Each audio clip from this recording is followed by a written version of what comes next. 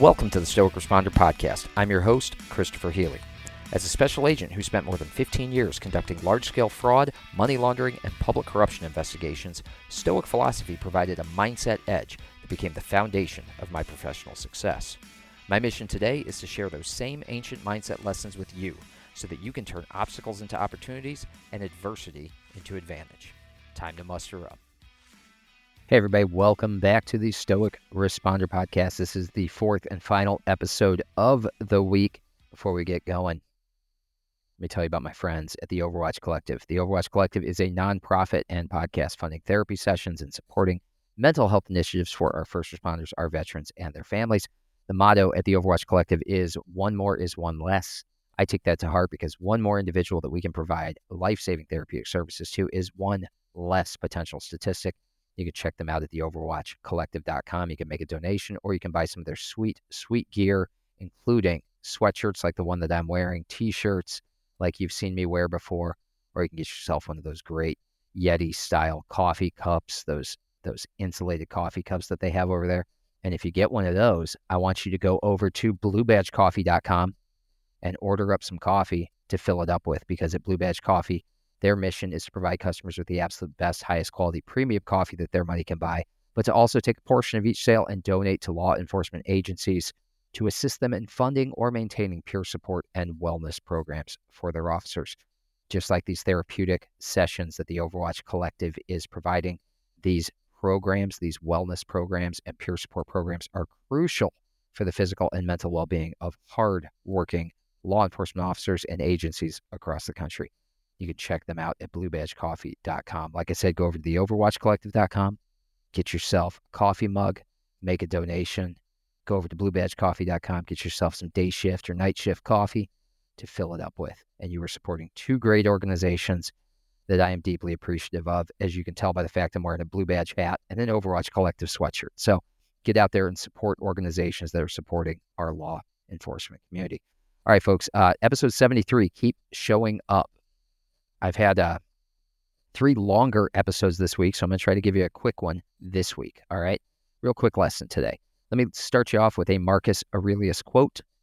When force of circumstances upsets your equanimity, lose no time in recovering your self-control, and do not remain out of tune longer than you can help. Habitual recurrence to the harmony will increase your mastery of it. Again, as I say every single time that we deal with a quote from Marcus Aurelius, Marcus is talking to himself. He's writing that in his journal. Isn't that great advice? It's great advice for you. It's great advice for me. And hopefully it was great advice to the Emperor of Rome that he took and applied to his life. Because what he's saying here is, look, there's going to be time when force of circumstance, those things outside of your control, get in the way. They upset your equanimity, your balance, right? Don't lose time in recovering your self-control. Right? There's going to be a time when, hey, it's Christmas vacation. It's Thanksgiving vacation. You know what? I'm maybe not tracking my macros. I'm maybe doing things a little differently this time of year. You know, I'm going to parties. I'm doing X, Y, and Z.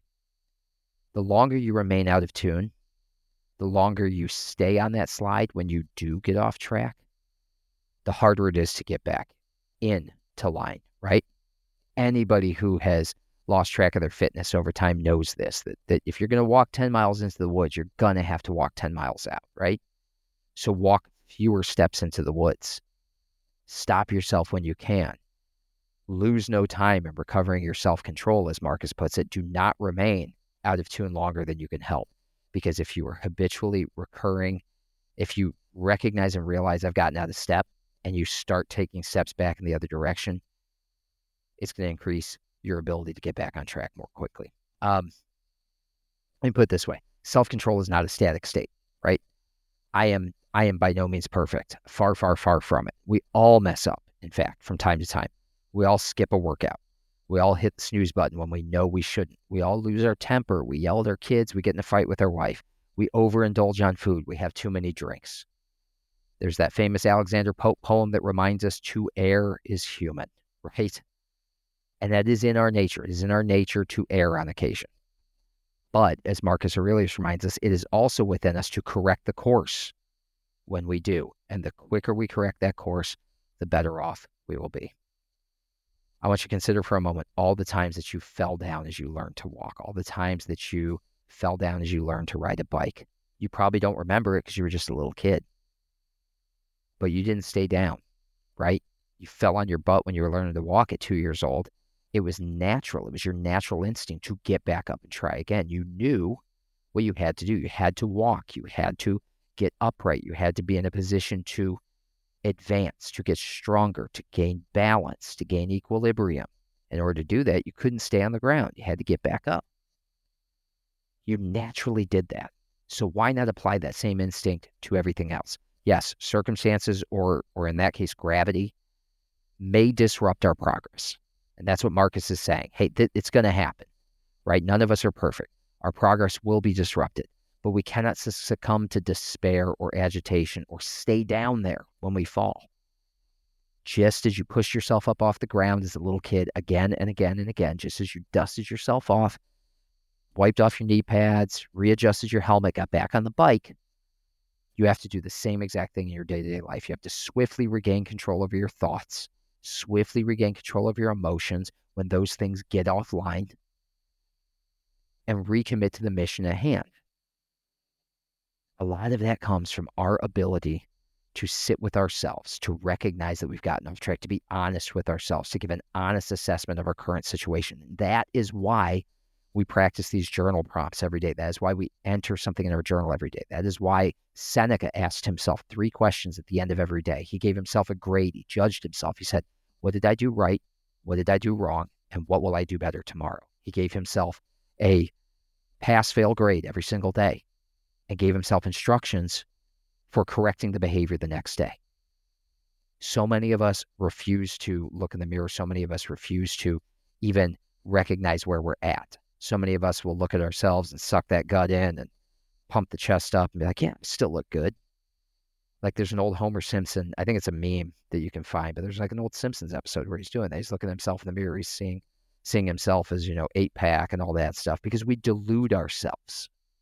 We delude ourselves when we get off track and we're all of a sudden doing the wrong thing, hitting snooze every day, skipping workouts every day, losing our cool, losing our temper, overindulging in food and drink. That stuff, again, to err is human. None of us are perfect. It's going to happen. We're going to get off track. But it's got to be on occasion. It cannot become the new normal. The quicker we get back on track, the better we'll be. Because habits just are. Some are good, some are bad. But the habit itself just is. So, there's discipline in getting back on track too. Don't beat yourself up over getting off track. Lift yourself up for being disciplined enough to get back on track. So let me leave you with a journal prompt on this Friday. And you can get out there and live your life with valor for the rest of the weekend.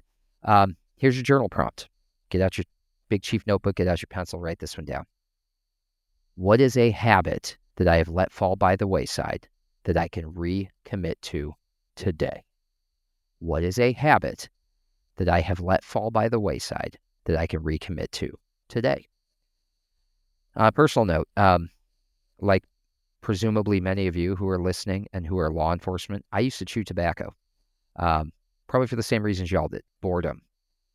It's a stimulant. It's an appetite suppressant. It's all of those things.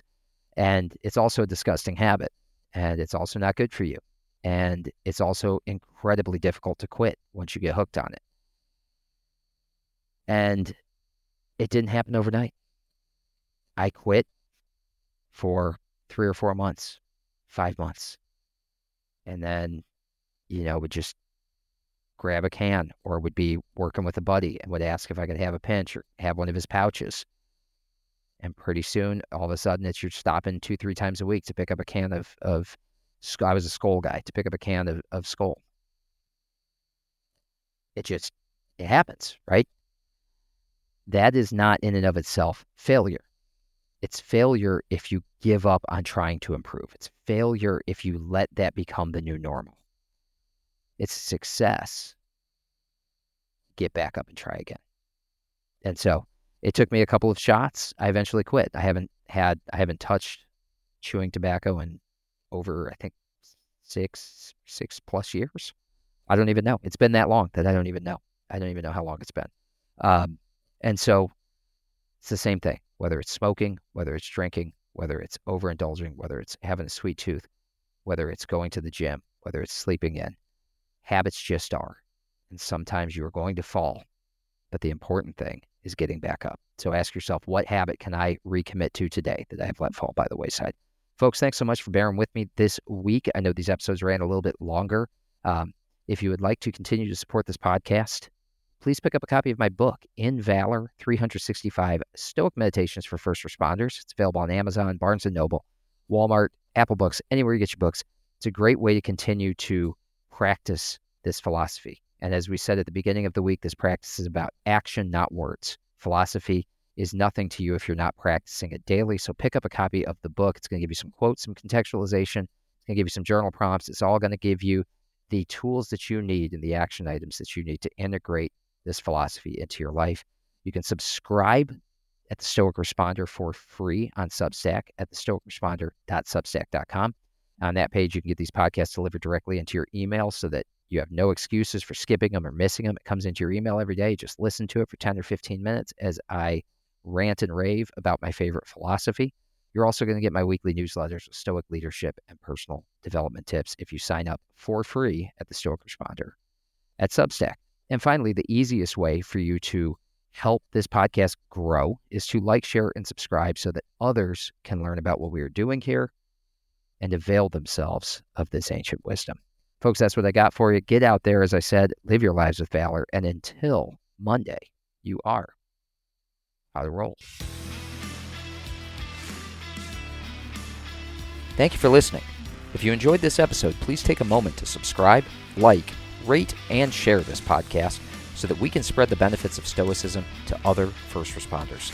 It will only take you a few moments, but it can help us tremendously. Until next time, how to roll.